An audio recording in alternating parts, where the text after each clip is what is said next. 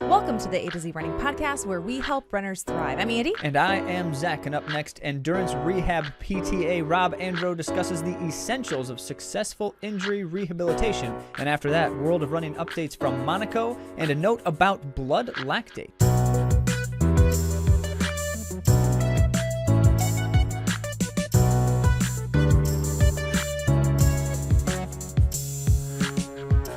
Don't forget to submit your question if you have a question or questions, and we will feature them on the end of month Q&A episode. Possibly. You can do that by going to AtoZrunning.com/question.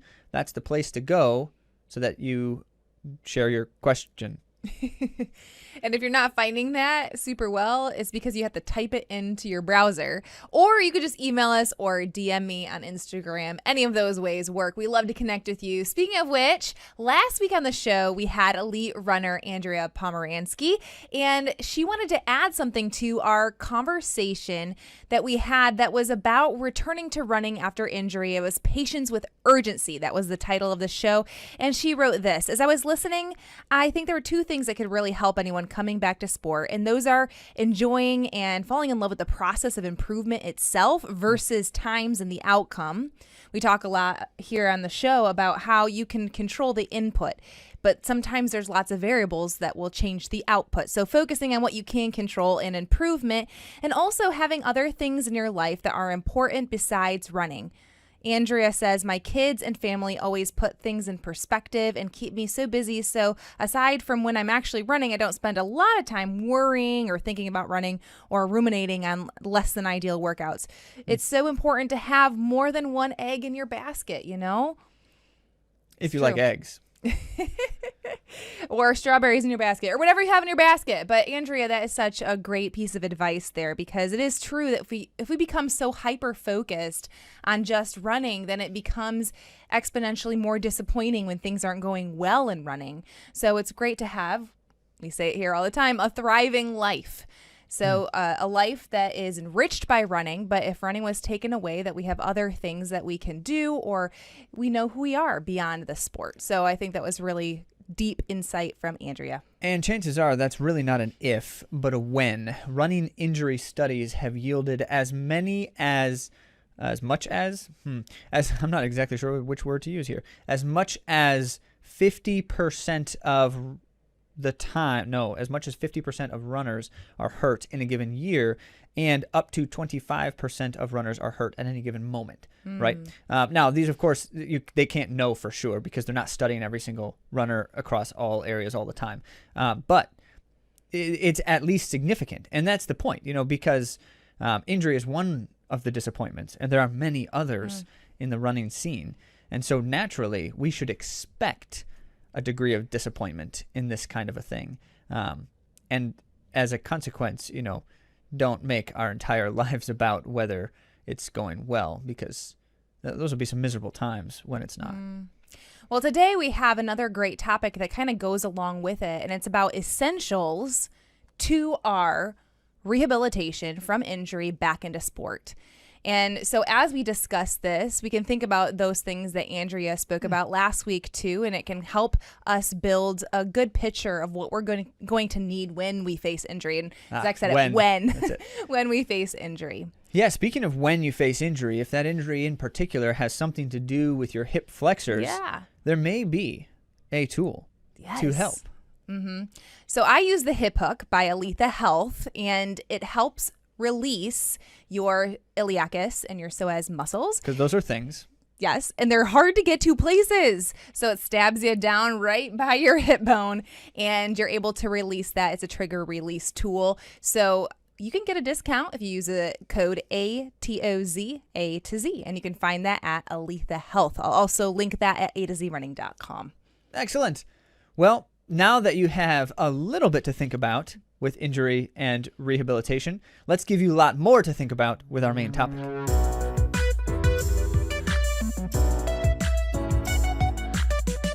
In this episode, as we just mentioned, we're going to be talking about how to get back to the sport of running if we've been injured or had a surgery, or there is a period of time where you need to have some rehabilitation for one reason or another. We brought on Rob Andro, and he discusses the dangers and mistakes runners can make when returning to sport, as well as the essentials that we need to do well when we're returning.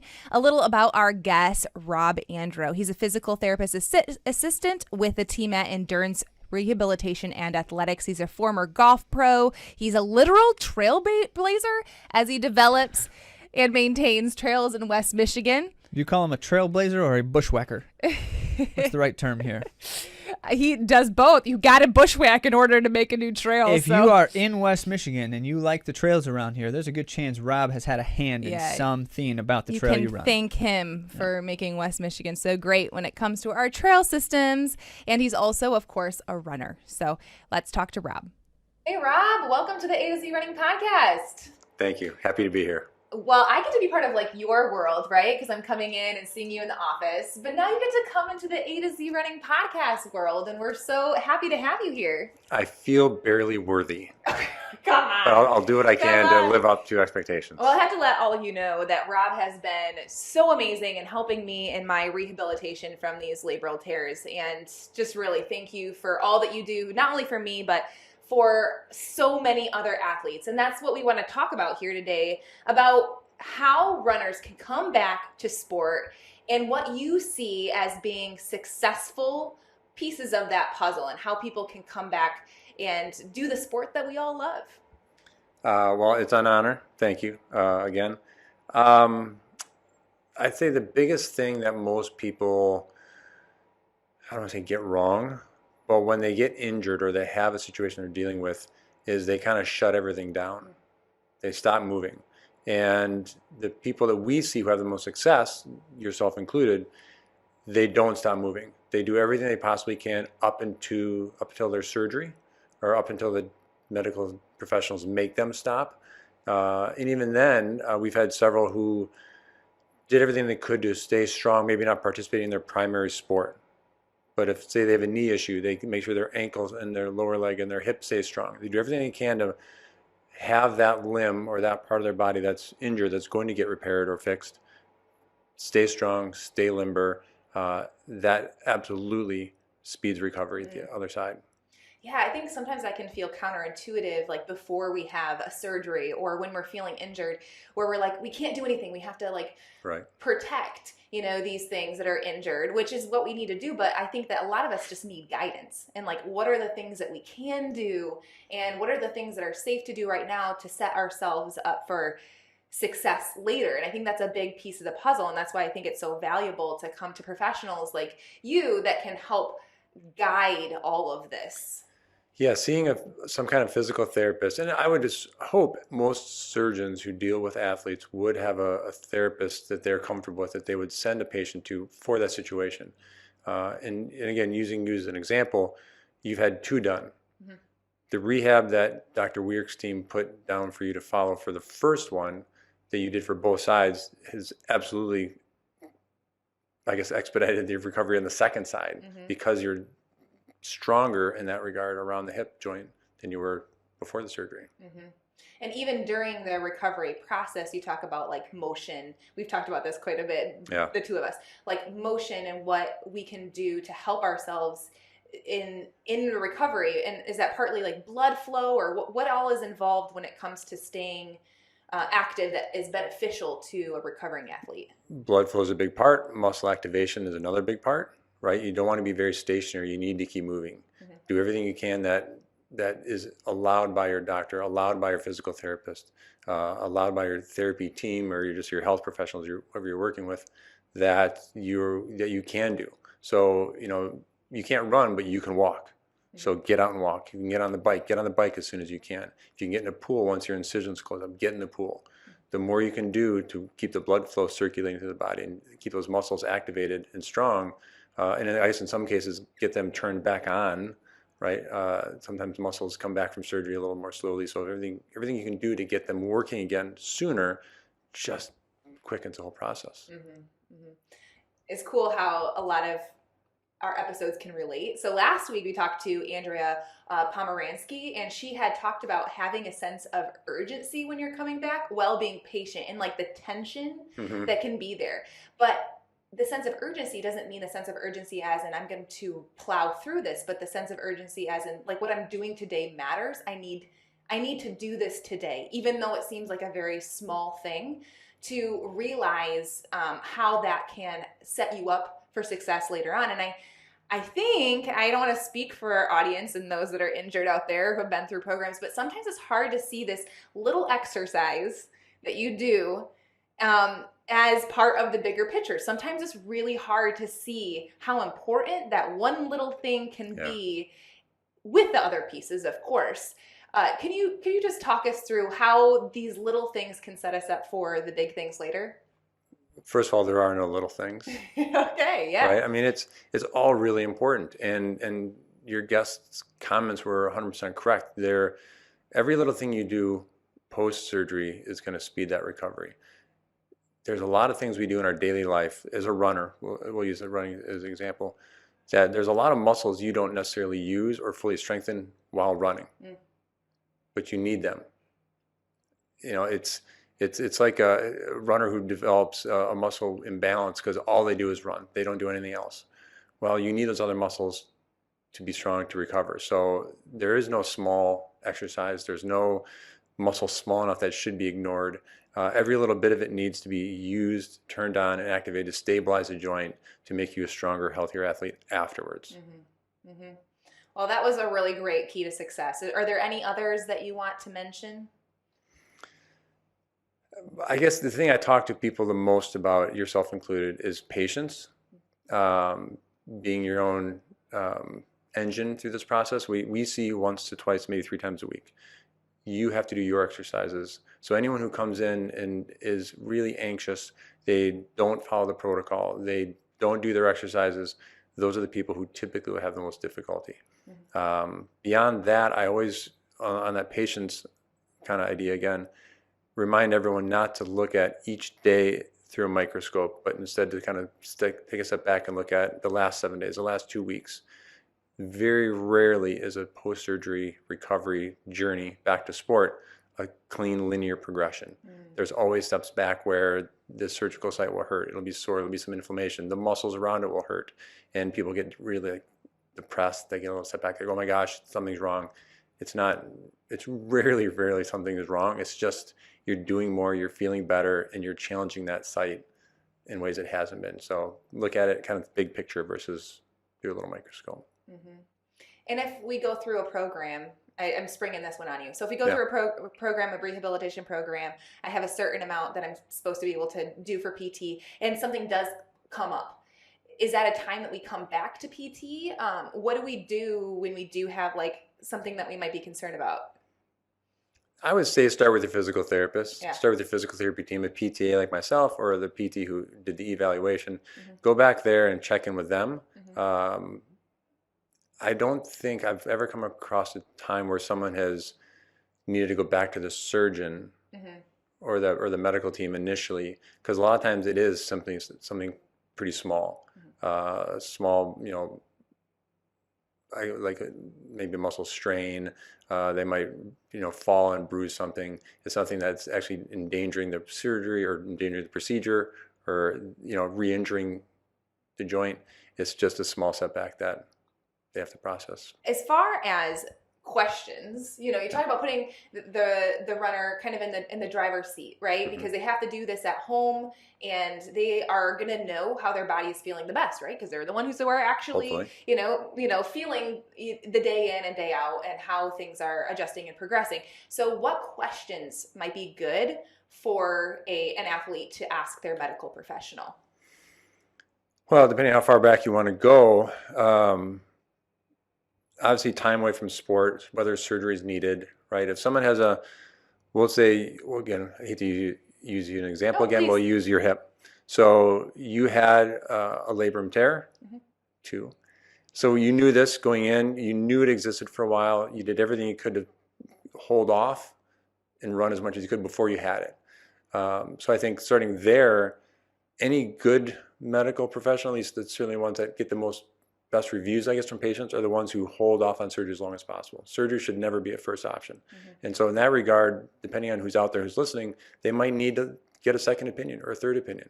Listen to their heart. If surgery feels like the wrong option, but you're one person you're talking to saying you need surgery, get a second opinion. So start there.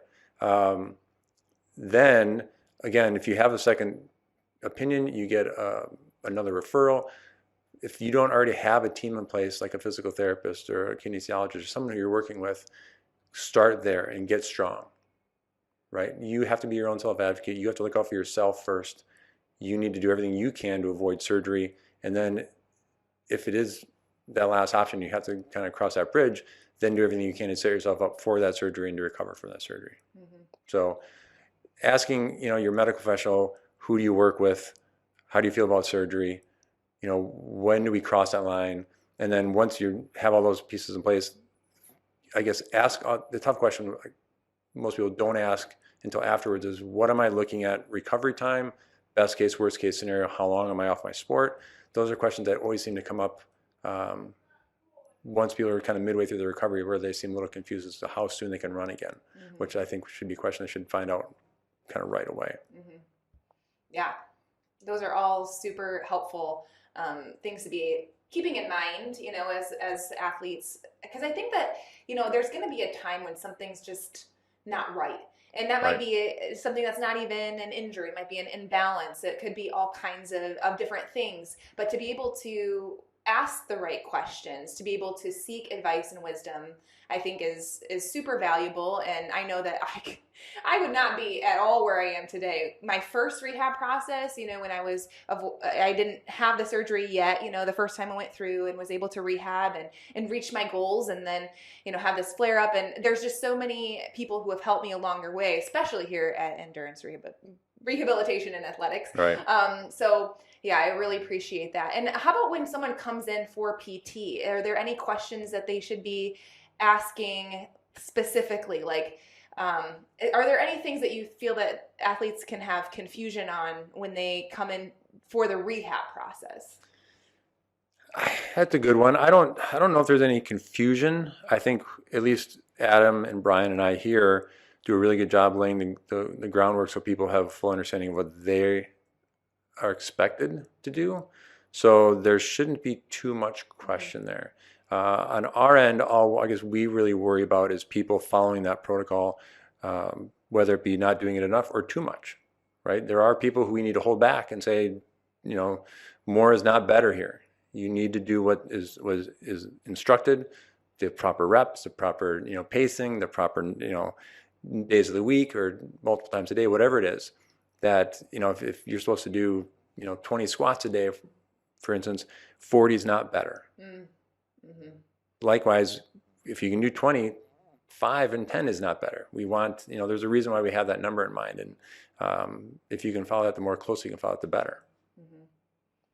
So what I'm hearing you say is that more is not better. No, I heard you say that. I like reiterating it because all of our listeners, I feel like a lot of runners tend to be the ones that might try to do too much and rush the process.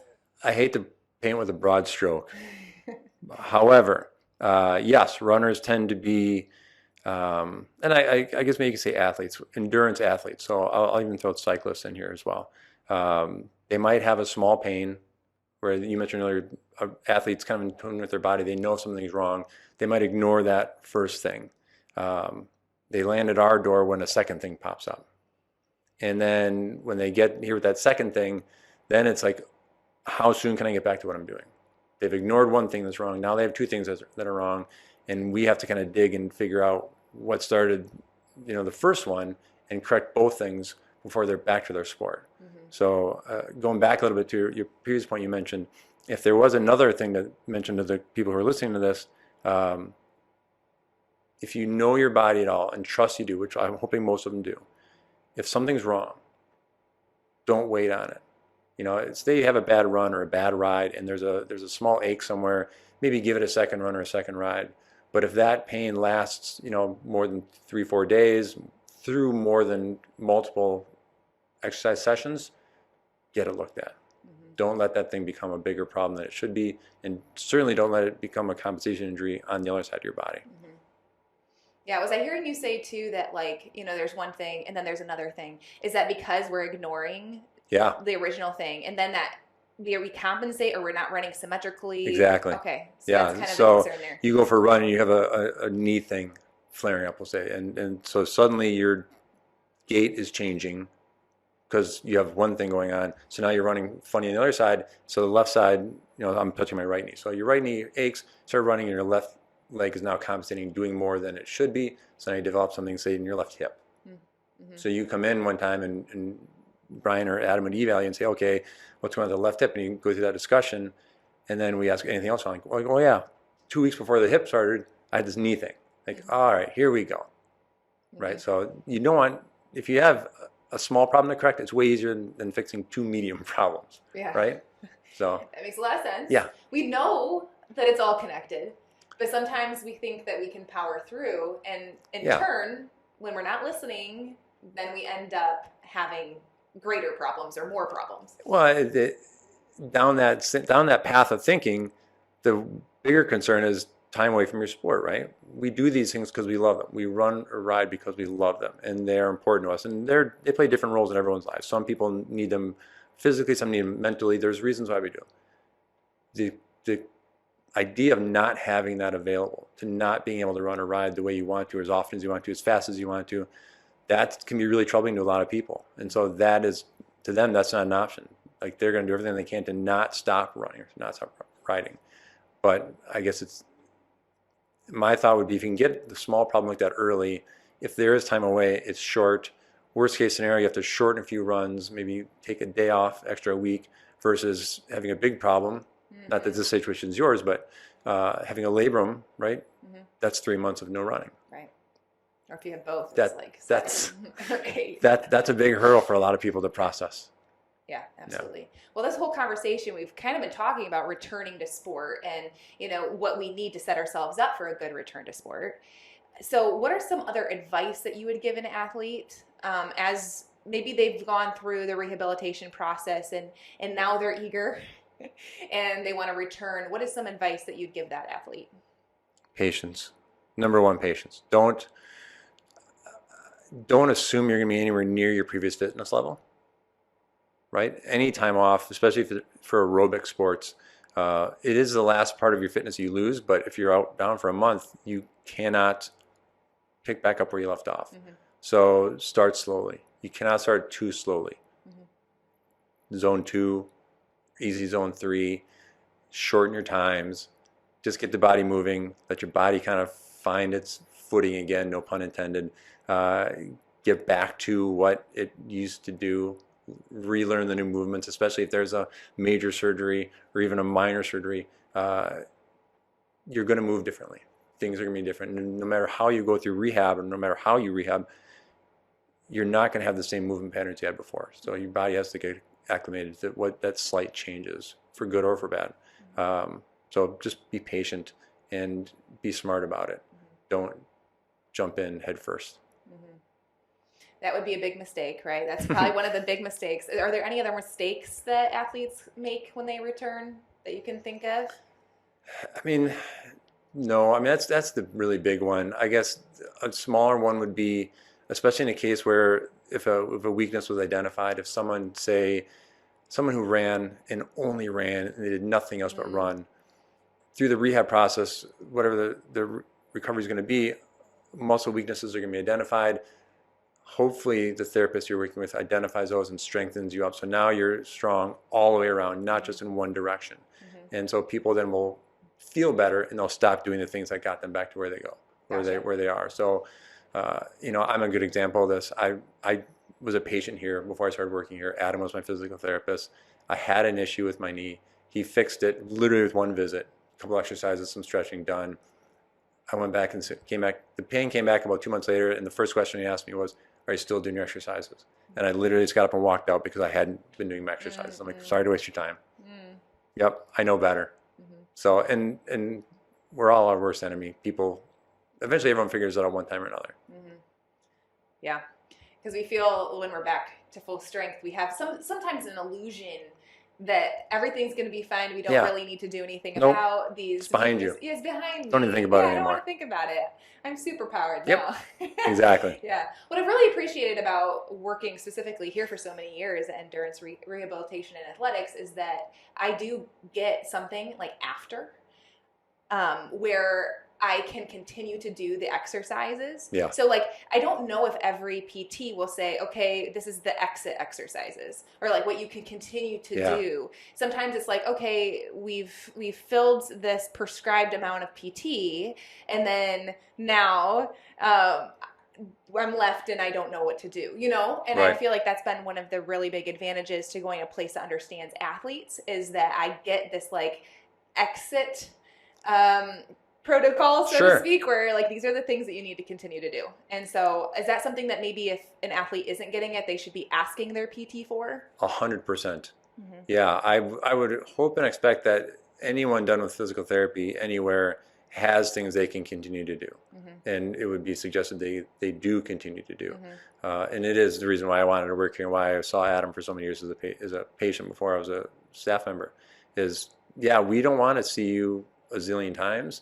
We want to put the onus on you to do the work to get, you get yourself stronger. We'll be there to fix the bumps when they come up.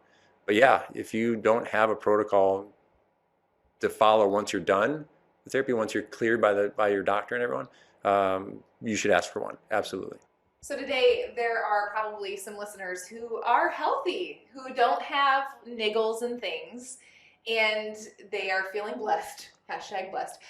What things can those healthy runners be doing to continue to stay healthy? I guess big picture again, try to look outside yourself, take a look at yourself, from above, and look at your patterns you're following. Holistically, we're talking. So obviously we're all getting older, no matter how old we are. And as we get older, things like sleep, diet become way more important. Recovery time becomes way more important. There's tons of great studies out there now about how important sleep is for our body's functions, from brain to aerobic to muscular. So I would always make sure you try to come back to, am I eating a well-rounded diet, getting all the nutrients I need? Am I sleeping plenty? Do I have plenty of time to recover? And then beyond that, identify what your sport is and what muscle is using the most, and check to see is there any part of my body I'm not using? All right. And again, coming back to running is a forward motion movement. It's not sideways, right? So there's always muscle imbalances. I mean, IT band is such a classic thing, right? That's a kind of a frontal plane muscle, and running is sagittal. You're going this direction. So IT bands can be stronger. The TFL, the muscle that is the IT band, can be stronger. Glutes. I mean, it's really easy to run without great muscle activation, right? Tons of muscles are involved, so it's easy to find negative patterns there if you're not careful. So getting a, let's say, yearly, maybe bi-yearly checkup with a bike fit, with a gait analysis, with just general physical, with a PT or someone with kinesiology, you can say, hey, you know what? You're strong in all bases. Every direction, everything's working the way it should. That's a good way to set yourself up for success. That's such great advice. I think we as runners, we spend so much time training. We invest a lot of effort into our everyday lives. There's a lot of 4 or 5 a.m. wake up calls, and we're getting it done. But sometimes we overlook such a critical factor to our success, to keeping healthy, because if we can't get to the start line healthy, we can't get to the finish line, right? Right. So I really like that advice, and that's advice that we give to our athletes too, is to do a checkup, to go to a PT, and also that helps advise what our pre-run routine should look like, what our post-run routine should look like. I think that that's very beneficial, and then we can be more efficient with our time, because we don't have a limitless time. No. It's so precious. So to be able to know specifically, not just shooting in the dark what things we might be needing to work on, but actually talk to a medical professional. I'm very passionate about this, guys. Talk to a medical professional about it. It makes sense. I mean, if you have someone who's going to invest the time and the money to, let's say, a marathon, right? So you're training for a big, long race. It makes sense. I mean, someone's not going to run, most people don't run a marathon every other month. right? They have one or two they identify every year. So there's a down cycle there. They have time to build and then time to recover. That's a perfect time to go get that checkup and done and say, hey, is everything still working the way it should? I'm recovering from marathon A, and I'm 2 months from beginning training for marathon B. Just do that checkup to make sure, like you said, when you enter into the next phase, the next training cycle, you have all the pieces in place to set yourself up for success. Well, this has been a great conversation. It's been a pleasure. Thank you for your help personally, but also for our audience today. Is there anything you want to leave the audience with that, someone's injured right now, and what are some next steps that they can take to finding health in sport? I'll even go a little beyond just physical health. So many people do this because it's just what they do, and they don't think about or they don't process why they do it. I just remind everyone to sometimes remind yourself of the why, and think about the little things, like instead of saying I have to go for a run today, I get to go for a run today. Try to find some joy in it, because it's all supposed to be fun. We're supposed to enjoy this kind of stuff, and sometimes it can be a burden with other life stuff piling up around it. So just take that second and remind yourself to enjoy it. That's really great advice. And it's been fun talking to you today, speaking of fun and joining in community, and that's what AtoZrunning is all about. So thank you for coming on the show, Rob. My pleasure. Thanks for having me. There's a lot to think about in this conversation, so thank you, Rob. The thing that really stuck out to me, there's actually a couple things, is there are no small things. Everyone always says the little things. Yeah, the little things. There are no little things when it comes to returning to health, because those muscles, those little things that we're doing to strengthen that feel very tedious actually matter. And it's not a small thing, it's a big thing. And as we spoke about with Andrea last week, that we need to do it with urgency, that we can think to ourselves, like, this is actually pushing me to the road of getting better. And not only physically being strengthened in order to run, but helping us as we're trying to become better runners. Yeah. I do want to highlight a couple mistakes that he did say on the show, and I thought they were really good. So mistakes: shutting down or stopping movement when we have injury. We have to find out what we can do, because usually if you just shut everything down and you're not moving at all, things get worse. Well, at least your muscles get tighter, stiffer, and weaker, which is not a good thing, right? Well, and proof positive of how that is a ubiquitous concept is if anyone has had surgery in the last 10 years or more, chances are they're asking you to do things like the next day after the surgery. They just sliced you open and did all sorts of stuff inside you, and then they're saying now you need to be moving again. Well, there's a good reason for that. Right, and we talk about that. We talked about it, blood flow, and Rob gave a few things there. Or this is another mistake: people do too much, and they think that more is better. Yeah. As much as I can possibly handle. Right, and then that sets people back, and then it takes longer because they're not doing what's prescribed; they're doing more. So I had a thought in the beginning, a tendency. In the beginning of Rob had to talk me out of that doing more was better. So thankfully he was able to clarify that message with me and got me off to a good start with my rehabilitation. And then I actually graduated, guys. I graduated from my official rehabilitation from my hip labral repairs, but I have to continue, obviously, to go. It was just like the protocol from the surgeon that I graduated from. So anyway. Okay. Are we supposed to give you a certificate or something? I'm trying to figure out why you graduated. Yeah, you could. A pat in the back. A kudos. Did you graduate top of your class? I guess it's a class of one, so sure. Well, and then also bottom at the same time, if that's your logic. Glass is always half empty. So there's more, Zach. There's more mistakes. Okay, then the other one was that people don't take ownership. So they just come to PT and they don't do all of the stuff in between. So taking ownership of the actual physical therapy stuff that you need to do. And then the last one is losing the joy and forgetting why you do it, because that can really put us in a dark spot. Especially when you don't like the rehabilitation type of stuff and you just want to be doing like the activity that you are trying to rehabilitate toward. But that stuff is the reason you're going to be able to do the thing well and healthy and long term. So. And finally, Zach, you're going to like this. He's like, people forget to continue to do the things that helps them get healthy. And we are all about Yeah. having our routines and making sure we're activating and having good functional movement as part of our regular strength routines. So thank you for sharing that, Rob, and making sure we're all on track with that. Truth. And definitely wanting to be on track, we should probably jump next to the world of running.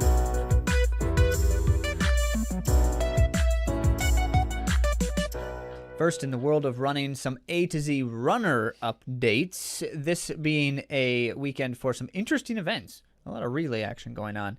And in particular, 5 of our runners running a marathon relay. Brandon, Andrew, Zach, Hannah, and Christy. Congrats on a little bit of fun racing, as relays often are. Lots of good and entertaining things.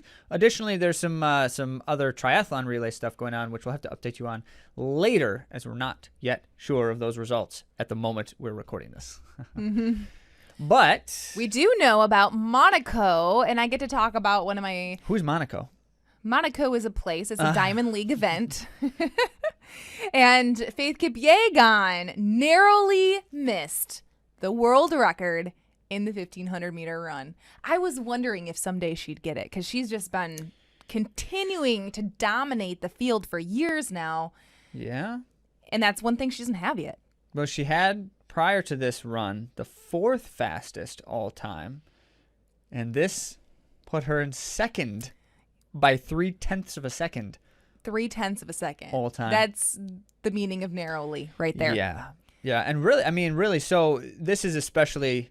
It's kind of crazy because now the way they do it, right, they've got those lights going around the track. They call them wave lights. And the lights are 2 different colors. There's a blue and a green series of lights, and it's on the pace of the thing that you want. And so the blue lights are world record pace, and you can watch them in the video, but also she can see them as she's running. And they're just a little bit ahead of her, like the entire time, just right in front of her. And she's not quite on the blue lights the whole time. And you just know, like, She knows if she doesn't touch those blue lights before the finish line, she doesn't get the time. So she's like the entire race well aware of the fact that she's not quite on it. So banking in the final bit, of course, that she might have a little extra to give to get it, but it's just not quite there. I don't know. Personally, I don't think I would like that. I think that would be miserable.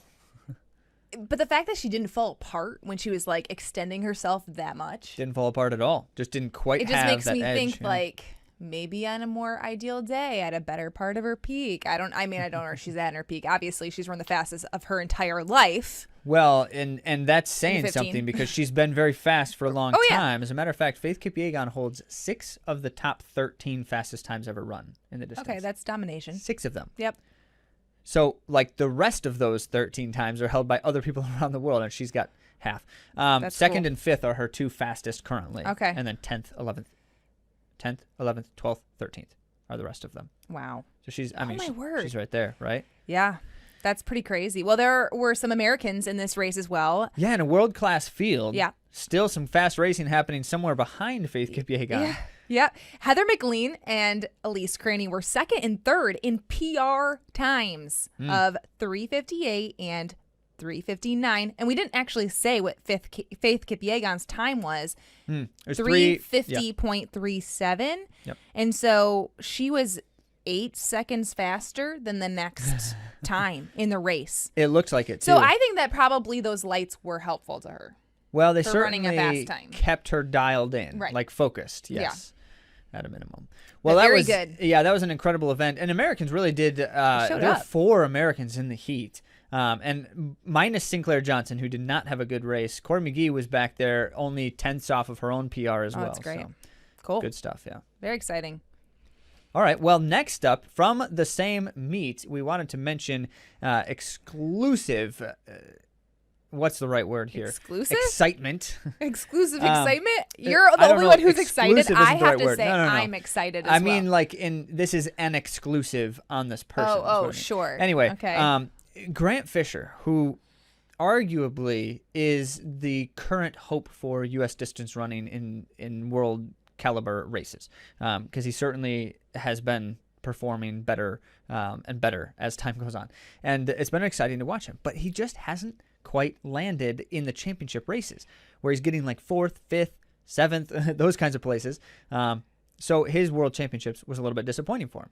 And as a consequence, you get one of two things in these moments. You either get an athlete who is a little bit discouraged and disheartened and has a hard time kind of putting it together for the rest of the summer, or you get someone who's got a chip on their shoulder and they're really going for it.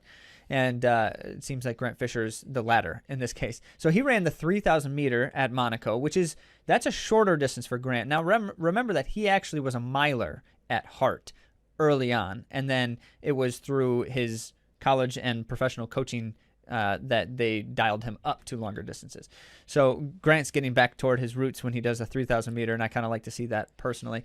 And now adding then another distance to his repertoire of American records. Yes, that's right. He ran an American record time in the 3,000 meter, besting Bernard Lagat's American record. And that was one of the faster, comparatively, the records that we have in the U.S. So it was a good record before.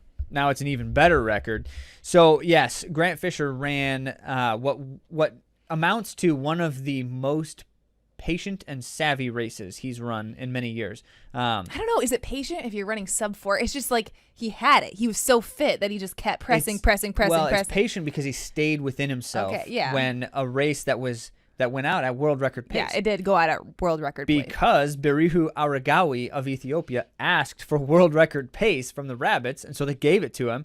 And he looked like he could have had it on a good day. He started fading in the end. But anyway, Aragawi, who is going at world record pace, and then not alone, has company. Right. So Thierry, I'm going to try this name, Ndikumwenayo of Burundi, is right there with Aragawi. And then there's kind of like this gap. And so the field is like trying to stay close to them, but you can tell like people just don't quite want to commit to it. And Grant Fisher just hung back, just stayed chill. So as it unfolds, Aragawi ends up fading a little bit late in the race, not a lot, but a little bit. And Ndikumwenayo, overtakes him in the final kick to take down the Burundi national record, one of the fastest times ever run in history in 7:25. And then Grant Fisher, in his final lap, is just marching down the field, one after another, picking guys off, to the point where he ends up finishing third in an American record 7:28, and everyone's watching that race thinking, if only he had another 100 meters, he would have won the race. It looked like he was coming on so fast in the last 200. It was awesome. So cool. Mm-hmm. Well, great run for Absolutely. Fisher. Now, Zach wanted to talk more about Oliver Hoare because we were pretty geeked about what he did at the Commonwealth Games. We spoke about that last week on this show. But, Zach, tell us more. Well, yeah, not just I want to talk. Apparently, lots of people in the world want to talk more about him. Sure. But on our show. Interviewing him and yes. Well, so Ollie Hoare won the Commonwealth Games. We reported that already. And that was coming off of a World Championships that was very disappointing for him, where he didn't even make it to the finals. Just really had kind of a bad race, poorly executed race. The first thing I want to mention is apparently after that World Championships, Coach Dathan Ritzenhein of On Athletics Cub, who is Ollie Hoare's coach, so Ritz says to him, will you cave in or will you try to progress is the question. And he just gives him the binary. Like you can either just, let it overtake you or push it aside and keep fighting. And clearly, Ollie Hoare kept fighting and fought well. So he wins the Commonwealth Games. We mentioned that was especially pertinent because it was the first time since 1958 that an Australian won the Commonwealth Games. Like 1958 was back when it was called the British Empire Games, that long ago. And so that's significant. But also, it's important to reflect on Ollie Hoare's own consideration in the race itself. And so this quote just really stood out to me. He said, I made too many mistakes, referring to the World Championships. Moving forward, surging, not conserving energy. If you watch other people stay at the back and really push the last 100, then when you have that mental gap of getting past that quickly and that aggressively, you start to go into a dark place. And that's an interesting reflection because that's exactly what we saw from him in that semifinal. And you're thinking to yourself, watching that, like, Ollie Hoare's better than that. He definitely is. Well, what happened there was not a physiological problem. It was a mental and emotional problem. And he also was stuck. By his own words. He was stuck. Yeah. As well. But his own admission is that it put him in a bad spot in the moment. Well, So here's what he does then to Yeah. combat that in the Commonwealth Games is he stays more simply within himself. He waits. He doesn't try to do anything dramatic until the moment when it matters most, which is the last 100, to the point where he was boxed in the Commonwealth Games in a bad position, even with 200 meters to go. And he just stayed right there, kept dialed in, and as soon as he had a gap, he took off. Yep. And it was such a different race from him, and it was so cool to hear the reflection from his own part on what exactly was going on in his head to make sure he wasn't making the same mistakes. And he wasn't leading the race until he crossed the finish line where he won. That was I the mentioned that last week, but I final want you guys moments. to all know that because it was quite amazing for him to charge past 4 people, I think, in the last 100. It was incredible. Yeah. Very cool. So I always like to, I can appreciate when we can get into an athlete's head a little bit about these kinds of things, because it's really, it's not as simple as, I ran as best as I could that day and that's all I had to give. We always hope that we can do that every day, but there's so many more things playing a factor. And one of the most important reflections in that is, what can I do to make sure that I can get the most out of myself every time I am racing, every time I'm trying to push myself to the limit. And that is a bridge unintentionally to an interesting article I stumbled upon today. And so I wanted to share this with you because it's directly related to this fact. So published on Runner's Tribe, Matt Fitzgerald wrote about lactate measurement, specifically in training. Apparently there's a Norwegian triathlete who is especially famous for, in training, they test the lactate measurement, blood lactate levels of the athlete throughout a workout. Don't the Ingebrigtsens do that? Maybe it's I think apparently they quite common in do. Norway. Because I think they do. there's other I read Norwegian an article, athletes. and I think that the Ingebrigtsen family does that. I wouldn't be surprised. That's not confirmed in this particular article, but the point being made is relevant here. And so Matt Fitzgerald is writing because he says a lot of people have been writing him about that and saying, should we be doing this? Like, should runners be doing this? And the good example, the clear example, is they will do something like an interval workout, and in between every interval, retest blood lactate levels. And as the blood lactate levels are stable, that means, continue on with the effort. And once they start to rise, that means you got to be done, right? Because you're starting to enter acidosis, slightly initially, and so you stop before you hit extreme. Anyway, point being, Fitzgerald was responding to the question, should we do this? And his answer was really fascinating to me. First, his answer was, no, we shouldn't do that, mainly because it's impractical, and so obviously most of us aren't going to have access to like blood lactate level testing of equipment every time we do workouts, right? Additionally, and his fascinating reflection was, there are a lot of other things that tell us the same thing as your blood lactate levels, like respiration rate, and if you have some good measurements that produce relative power output and things like that. And so his comments were, we can do this in other ways that aren't as complicated as literally testing your blood. But then he kind of stopped before he got to the point that I was really hoping he was going to make. He started to make it. And so I definitely I don't want to say that he didn't say the thing that he was certainly saying to a degree, which is, we also don't really want to rely just on those data measurements to know whether we're doing a good thing in a workout. And his comment was, when he works with his athletes, he can structure a workout and based off of how they're going in the workout, know when they probably should stop or should do more or less.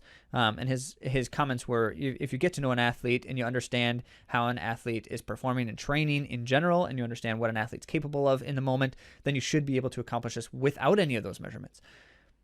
But the step further, and this is the part that brings us full circle, is of course, all of these things are a kind of handicap to the most pertinent thing that we should be trying to do in training, which is This is Zach speaking now. This is me speaking, and this is what all of these things should be about, which is teaching ourselves to do the kind of effort without any measurement, because I know based off of how much effort I'm giving and how it's feeling accordingly, whether it's accomplishing the purpose. Yeah.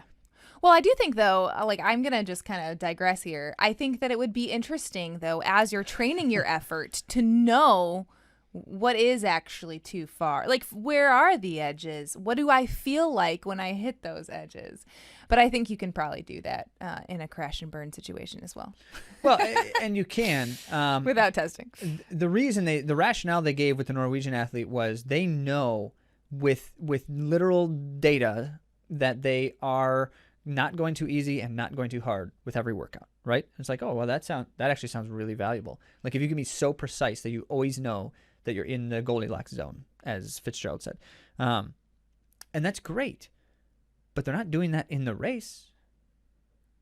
And so if that athlete, in theory, is always relying on the data to tell that information, in the race situation, it's not quite as easy. Even though, and some will argue that, well, okay, so the athlete is familiar with how it feels because every day they're doing the right thing, right? But they're not paying attention to it. That's the point. They're not paying attention to whether they are getting the effort right by feel and knowing that with truly, they're paying attention to whether or not the data is telling them the right thing, and then they're just trying to replicate it. That's not the same thing. So I guess, yes, there's value to these things, and I am a purist. It's true. I'm an absolutist as well. And so I'm constantly saying this only. And I'm not. So that's why we balance each other out. But on here's the show. the reason why this, in particular, this area I'm so adamant about is simply because most runners, so we're not talking about the elite runners with access to all the best equipment and facilities on the planet. Most of us do not have access to consistently accurate data measurements that provide perfect replication of the types of things that we would need to know for these things. Yeah. And even if we have reasonably good data measurements, reasonably good is not the same as precisely accurate. So even in that moment, I think, you know what? We're handicapping ourselves, and it's not always going to give us what we need. So why would we rely on it at all? Yeah. That's my thinking. Well, we do a lot of thinking here on the AtoZrunning podcast. Maybe too much.